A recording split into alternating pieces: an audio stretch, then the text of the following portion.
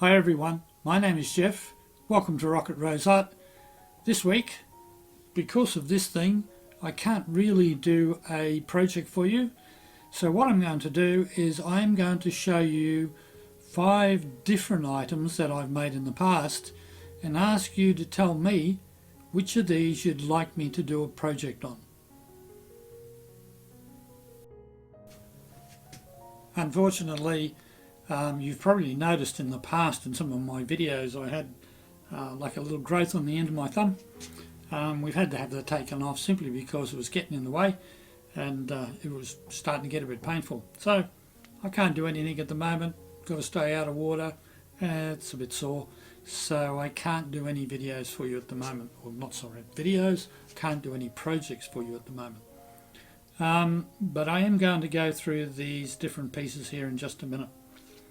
So please give me your comments on these as much as possible. I'd really like to know what you feel.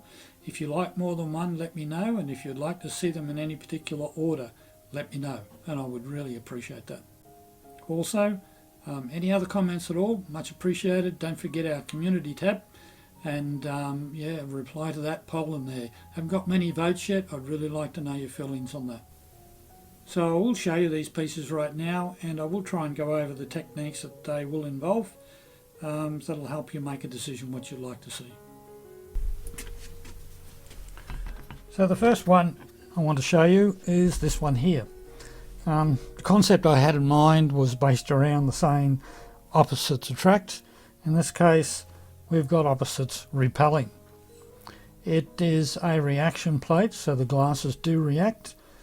It uses turquoise and vanilla, and then I've used scrap to do the opposites over here. This is turquoise and this is vanilla. Even though that looks white, it is actually vanilla, and it's only because of the reaction that you get that result.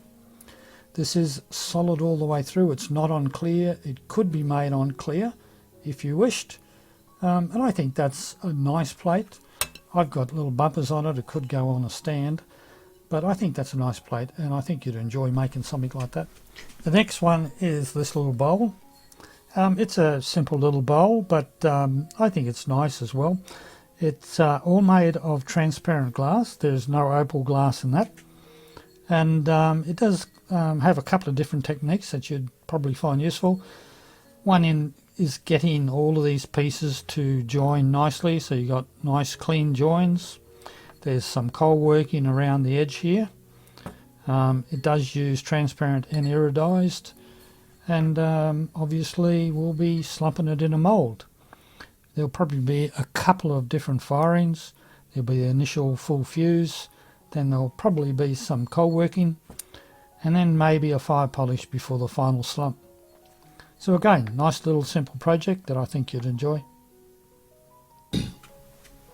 Now you'll need plenty of time for this one. This uses strip construction, and it's not just on the surface, it's all the way through. It's a construction method I'm sure you've seen elsewhere, and it does take quite a bit of time in cutting all the strips. In this one here I've included a part of a part sheet, and that's a part sheet that I made some time ago.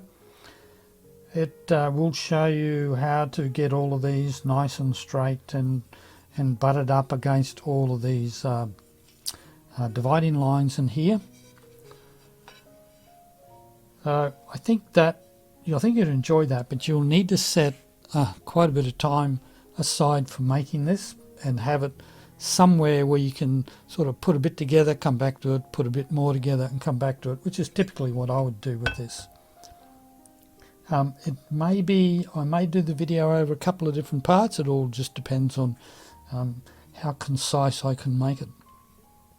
Again, there'd be a few firings. There'd be obviously a full fuse. There'll be coal working around the edge. You can see the edges are square. Possibly some sandblasting going on, some fire polishing and that before we end up doing the slump. Next we come to some fun little projects, these little trinket dishes. They're something that you can make in many different ways. The two you see here, this one uses a decal, and this one is using Dichro I think hopefully you can see that dichro in there, to get a an effect that's underneath the top, and the top is clear glass. So it has a really nice effect. You can't really appreciate it here, but they use different techniques. This one has got some edging, cold working around the edge here. This one is just left, whoops, this one is just left as it come out of the kiln. But they're fun things to do. They make good little sellers if you're going to markets or something like that. So I think you'll enjoy those as well. So the last piece I want to show you is this one here. This uses a process that I enjoy, because the biggest part of this is sourcing the images that you want to place on top. Now this uses fusible decal paper that has the image printed in black on the top, and then when it's fused into the glass, because of the iron that's in the laser printer that you use, it oxidizes and gives you this nice sepia colour. But the process is, as far as fusing it, is simple. It's really just a decal that you apply to a base, and then you fuse that, full fuse that, and then do whatever you want to do with it. You can just display it flat, you can put it into a platter like I've done here. You can also actually apply colour if you wanted. Like I could have applied colour behind this rose here. I mean, that could have been done with enamel, and that, say red for example, and while that would have been over the red, you'd still get red highlights coming through all that. So I enjoy doing that because I love sourcing the images, turning them into black and white versions, composing them together to give you some sort of image that has some meaning to you. In this particular case here, actually I'm not going to tell you, I'll let you work that out. You can tell me in the comments what was in my mind when you think I put this together. But I think you'd enjoy that, and I think you'll see how this particular technique can be so creative.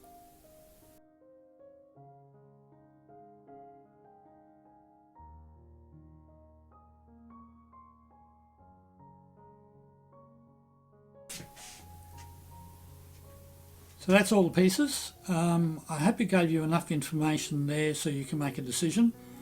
Please tell me which one you would like to see in a project. If you like them all, or if you like just a couple of them, let me know, and let me know in what order.